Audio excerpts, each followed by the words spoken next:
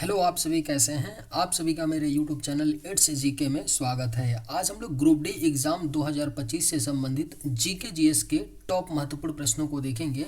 ये सभी प्रश्न आपके ग्रुप डी एग्ज़ाम 2025 के लिए बेहद ही महत्वपूर्ण होने वाले हैं, इसलिए वीडियो को आप लोग शुरू से लेकर के आखिरी तक ज़रूर देखिएगा और सभी प्रश्नों को अच्छे से याद कर लीजिएगा। अगर आपको किसी भी प्रश्न का सही जवाब पता होगा तो मुझे कमेंट करके भी बताइएगा और वीडियो पसंद आए तो एक लाइक भी कीजिएगा। चलिए आइए एक एक करके शुरू करते हैं। चंपारण सत्याग्रह इनमें से किससे संबंधित है? नील की खेती से, चमड़े का उत्पादन, कपड़ा मिलों की हड़ताल या नमक उत्पादन। राइट आंसर क्या होगा? तो चंपारण सत्याग्रह किससे संबंधित है? तो राइट आंसर ऑप्शन ए होगा, नील की खेती से। चंपारण सत्याग्रह जो है यह आपका नील की खेती से संबंधित है, यानी करेक्ट आंसर ऑप्शन ए होगा। निम्नलिखित में से कौन सा एक कोशिकीय जीव का उदाहरण है? करेक्ट आंसर क्या होगा? तो निम्न में से कौन सा एक कोशिकीय जीव का उदाहरण है? तो राइट आंसर ऑप्शन ए होगा, प्रोटोजोआ। प्रोटोजोआ जो होता है यह एक कोशिकीय जीव होता है, यानी राइट आंसर ऑप्शन ए होगा। पेंसिलिन का आविष्कार किसने किया? करेक्ट आंसर क्या होगा? तो पेंसिलिन का आविष्कार जो है यह अलेक्जेंडर फ्लेमिंग ने की थी। पेंसिलिन का आविष्कार। महाराणा प्रताप के घोड़े का नाम क्या था? राइट आंसर क्या होगा? तो महाराणा प्रताप के घोड़े का जो नाम था वह चेतक था, यानी करेक्ट आंसर ऑप्शन बी हो जाएगा। महाराणा प्रताप के घोड़े का नाम चेतक था। कर्णम मल्लेश्वरी किस खेल से संबंधित है? आपके ऑप्शंस हैं टेनिस, व्यायाम, तैराकी या भार उठाना। राइट आंसर क्या होगा? तो कर्णम मल्लेश्वरी किस खेल से संबंधित हैं? तो करेक्ट आंसर ऑप्शन डी होगा, भार उठाना। कर्णम मल्लेश्वरी जो हैं यह वेट लिफ्टिंग यानी भार उठाने खेल से संबंधित हैं। रोलेट एक्ट को किस वर्ष पारित किया गया था? बेहद ही महत्वपूर्ण प्रश्न है। रोलेट एक्ट को पारित किया गया था सन 1919 में। रोलेट एक्ट को पारित किया गया था, यानी आपका राइट आंसर ऑप्शन ए होगा। किस बॉक्सर को द रियल डील उपनाम से जाना जाता है? राइट आंसर क्या होगा? तो किस बॉक्सर को द रियल डील उपनाम से जाना जाता है? तो सही जवाब ऑप्शन सी होगा, इवांडर होलीफील्ड। इवांडर होलीफील्ड को द रियल डील उपनाम से जाना जाता है, यानी राइट आंसर ऑप्शन सी होगा। कौन सी दो टीमों ने पहला आधिकारिक अंतर्राष्ट्रीय क्रिकेट मैच खेला? बेहद ही महत्वपूर्ण प्रश्न है। कौन सी दो टीमों ने पहला आधिकारिक अंतर्राष्ट्रीय क्रिकेट मैच खेला? तो करेक्ट आंसर ऑप्शन ए होगा, इंग्लैंड और ऑस्ट्रेलिया। इंग्लैंड और ऑस्ट्रेलिया टीमों ने पहला आधिकारिक अंतर्राष्ट्रीय क्रिकेट मैच को खेला था। निम्नलिखित में से किसे मार्स गैस भी कहा जाता है? अगर आप लोगों को ये वीडियो पसंद आए तो एक लाइक ज़रूर कीजिएगा और अगर आप इस चैनल पर नए होंगे तो सब्सक्राइब भी कर लीजिएगा ताकि आप लोगों को इसी तरह का वीडियो मिलता रहे। निम्नलिखित में से किसे मार्स गैस भी कहा जाता है? तो करेक्ट आंसर ऑप्शन बी होगा, मीथेन गैस। मीथेन गैस को मार्स गैस भी कहा जाता है, यानी राइट आंसर ऑप्शन बी होगा। ब्रिक्स में अक्षर बी किस देश को प्रदर्शित करता है? करेक्ट आंसर क्या होगा? तो ब्रिक्स में अक्षर बी जो है यह निरूपित करता है ब्राजील देश को। राइट आंसर आपका सी हो जाएगा। ब्रिक्स में जो बी अक्षर है वह ब्राजील देश को प्रदर्शित करता है। आर किसको प्रदर्शित करता है? तो रूस को करता है। आई किसको प्रदर्शित करता है? तो इंडिया को करता है। सी किसको प्रदर्शित करता है? तो आपका चाइना को करता है, चीन को करता है, और एस किसको करता है, तो साउथ अफ्रीका यानी दक्षिण अफ्रीका को करता है। इस सभी जो देश हैं क्या हैं, ब्रिक्स के सदस्य देश हैं। साइप्रस की राजधानी कौन सी है? सही जवाब क्या होगा, तो साइप्रस की राजधानी है निकोसिया, यानी राइट आंसर ऑप्शन ए होगा। साइप्रस की जो राजधानी है वह क्या है, तो निकोसिया है। पृथ्वी का आकार कैसा है? करेक्ट आंसर क्या होगा, तो पृथ्वी का जो आकार है वह चपटा गोल है, यानी करेक्ट आंसर ऑप्शन डी होगा। पृथ्वी का आकार है कैसा है, तो चपटा गोल है।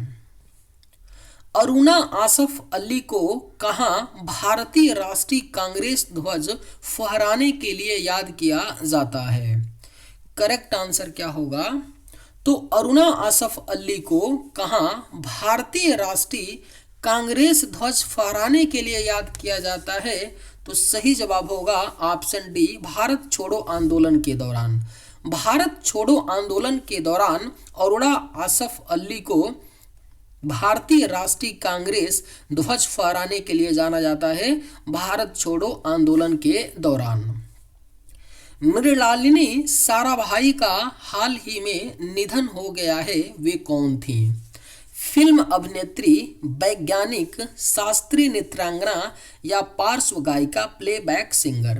राइट आंसर क्या होगा, तो मृणालिनी साराभाई का हाल ही में निधन हो गया है, वह एक शास्त्रीय नृत्यांगना थी, यानी सही जवाब ऑप्शन ए होगा। मृणालिनी साराभाई का निधन हो गया है, वह एक शास्त्रीय नृत्यांगना थी।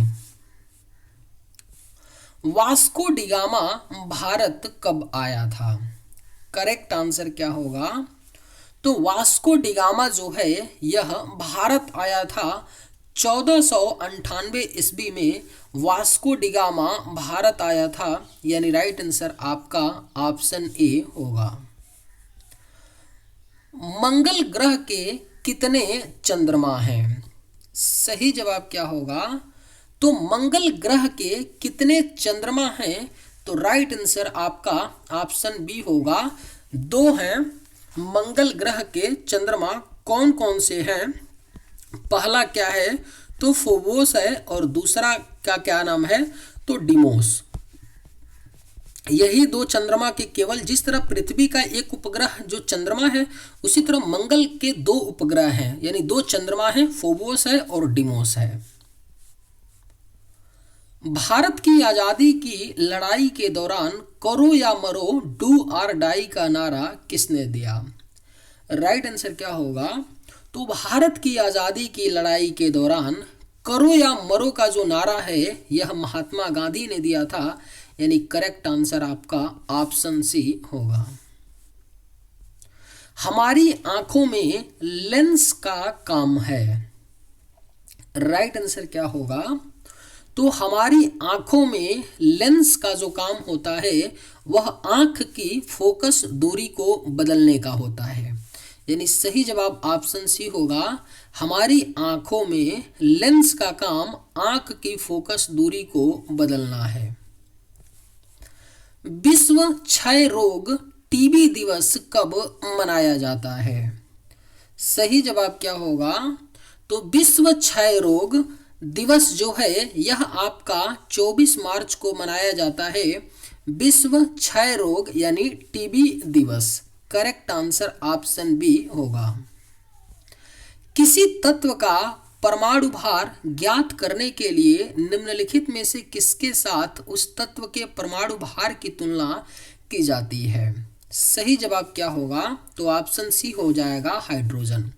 किसी तत्व का परमाणु भार यानी एटॉमिक वेट ज्ञात करने के लिए हाइड्रोजन के साथ उस तत्व के परमाणु भार की तुलना की जाती है, यानी राइट आंसर आपका ऑप्शन सी होगा।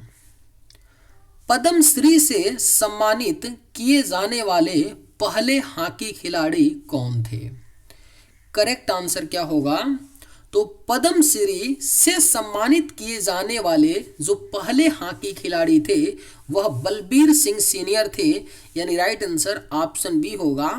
पद्मश्री से सम्मानित किए जाने वाले पहले हॉकी खिलाड़ी बलबीर सिंह सीनियर थे। निम्नलिखित में से एथेनॉल किससे प्राप्त किया जा सकता है? चावल से, सूरजमुखी से, गन्ना से या पेट्रोल से?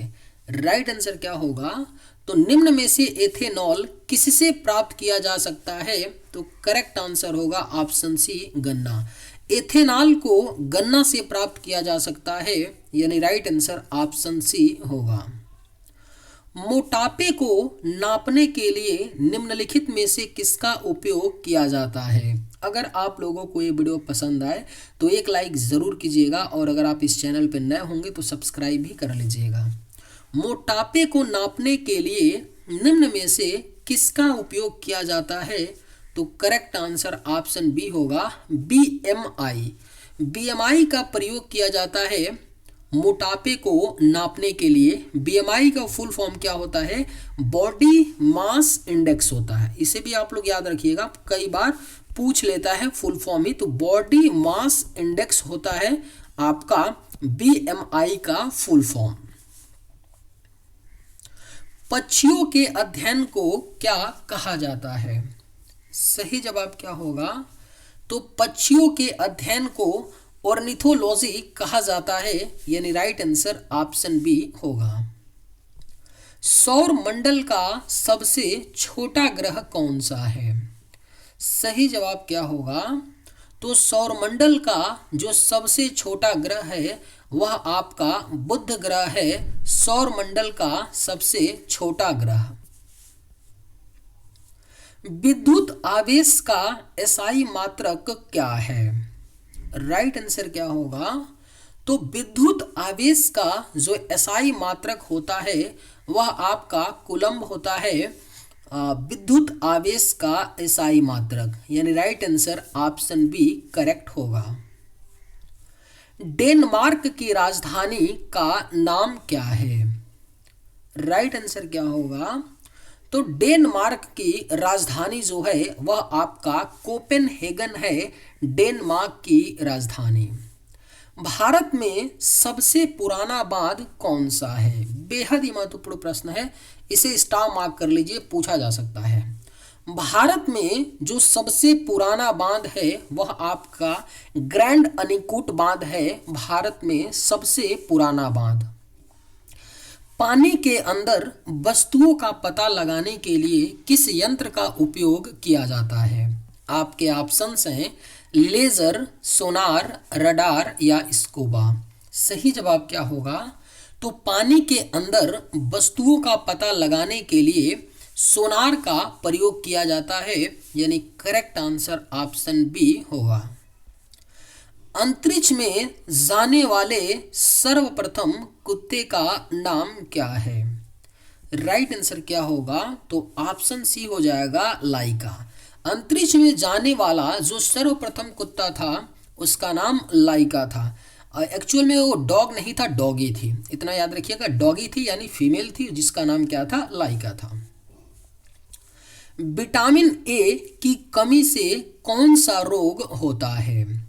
सही जवाब क्या होगा?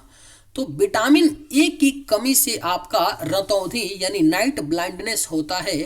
करेक्ट आंसर ऑप्शन ए होगा, विटामिन ए की कमी से रतौंधी रोग होता है। क्षेत्रफल की दृष्टि से सबसे बड़ा दूसरा देश कौन सा है? सही जवाब क्या होगा? तो क्षेत्रफल की दृष्टि से जो दूसरा सबसे बड़ा देश है कनाडा है। आप सभी को पता है कि रूस सबसे बड़ा देश है दुनिया में, उसके बाद कौन सा देश है? तो कनाडा देश है सबसे बड़ा देश। और भारत का स्थान कौन सा है? 7वां स्थान है क्षेत्रफल की दृष्टि से पूरे दुनिया में। भारत सबसे बड़ा देश कौन सा है? 7वां।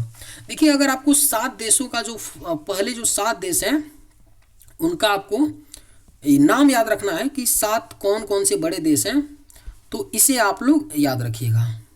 रुकचिस ब्रा, रुकचिस ब्रा, इसे आप लोग याद रखिएगा तो आपको पता चल जाएगा वो 7 कौन कौन से देश है। देखिए, पहला देश रूस से रूस हो गया, है ना।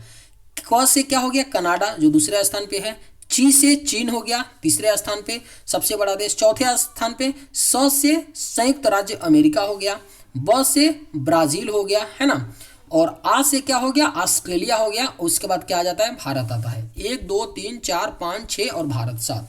तो नाम याद रख सकते हैं रुक चिस ब्रा। इससे आप जो दुनिया के सबसे 7 बड़े देश हैं उनका आपको क्रम आसान होगा याद करने में, ठीक है। ऐसे आप लोग कम से कम इतना याद रखिएगा कि रूस सबसे बड़ा है, उसके बाद कनाडा है और भारत। देखिए भारत 7वें स्थान पे है ना, इसलिए हमको भारत के ऊपर जो 6 है ना उनका नाम याद रखना जरूरी हो जाता है। AQI से क्या अभिप्राय है? सही जवाब क्या होगा, तो AQI अगर आप लोग पेपर पढ़ते होंगे तो ठंडी के मौसम में जो दिल्ली का जो एटमॉस्फेयर था, वातावरण था, जो वायु था उतना अच्छा क्वालिटी का नहीं था।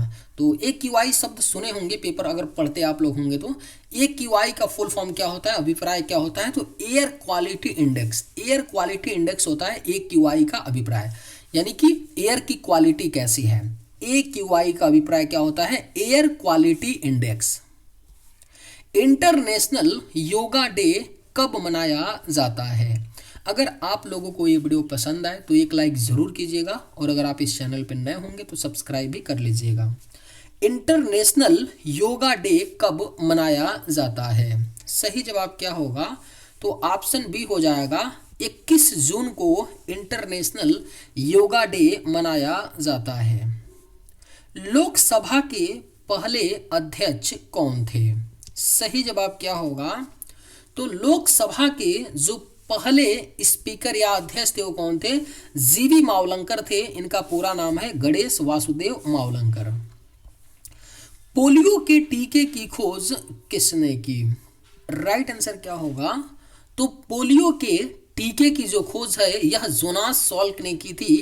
पोलियो के टीके की खोज, यानी करेक्ट आंसर आपका ऑप्शन बी होगा। गौतम बुद्ध को ज्ञान कहां पर प्राप्त हुआ था? बोध गया, अमरनाथ, कुशीनगर या लुम्बिनी? सही जवाब क्या होगा, तो गौतम बुद्ध को ज्ञान प्राप्त हुआ था बोध गया में। करेक्ट आंसर ऑप्शन ए हो जाएगा, गौतम बुद्ध जी को ज्ञान की प्राप्ति बोध गया में हुआ था। इस ब्रह्मांड में दूसरा प्रचुर मात्रा में सर्वाधिक तत्व कौन सा है? सही जवाब क्या होगा, तो इस ब्रह्मांड में जो दूसरा प्रचुर मात्रा में सर्वाधिक तत्व है वह हीलियम है। आप सभी को पता है कि इस ब्रह्मांड में जो सबसे ज्यादा प्रचुर मात्रा में तत्व है वह हाइड्रोजन है। हाइड्रोजन के बाद सबसे ज्यादा जो तत्व है प्रचुर मात्रा में वह आपका हीलियम है। किस देश ने USA को स्टैचू ऑफ लिबर्टी भेंट की थी? राइट आंसर क्या होगा, तो किस देश ने USA को स्टैचू ऑफ लिबर्टी भेंट की थी? तो सही जवाब होगा ऑप्शन बी, फ्रांस। फ्रांस देश ने अमेरिका को स्टैचू ऑफ लिबर्टी को भेंट की थी। एशियाई खेलों में स्वर्ण पदक जीतने वाली पहली भारतीय महिला खिलाड़ी कौन थी? वेरी वेरी इंपॉर्टेंट क्वेश्चन है, अच्छे से इसको आप लोग याद रखिएगा। एशियाई खेलों में स्वर्ण पदक जीतने वाली जो पहली भारतीय महिला खिलाड़ी थी वह थी कमलजीत संधू। करेक्ट आंसर आपका ऑप्शन सी होगा। रविंद्रनाथ टैगोर को किस वर्ष में नोबेल पुरस्कार से सम्मानित किया गया था? सही जवाब क्या होगा, तो रविंद्रनाथ टैगोर को नोबेल पुरस्कार सन 1913 में सम्मानित किया गया था। इनकी एक पुस्तक है गीतांजलि के लिए। गीतांजलि पुस्तक के लिए इनको क्या किया गया था, नोबेल पुरस्कार मिला था 1913 में। और किस क्षेत्र में, तो साहित्य के क्षेत्र में मिला था, याद रखिएगा 1913 में। और रविंद्रनाथ टैगोर एक्चुअल में भारत के वो पहले व्यक्ति थे जिनको क्या मिला था, नोबेल पुरस्कार मिला था।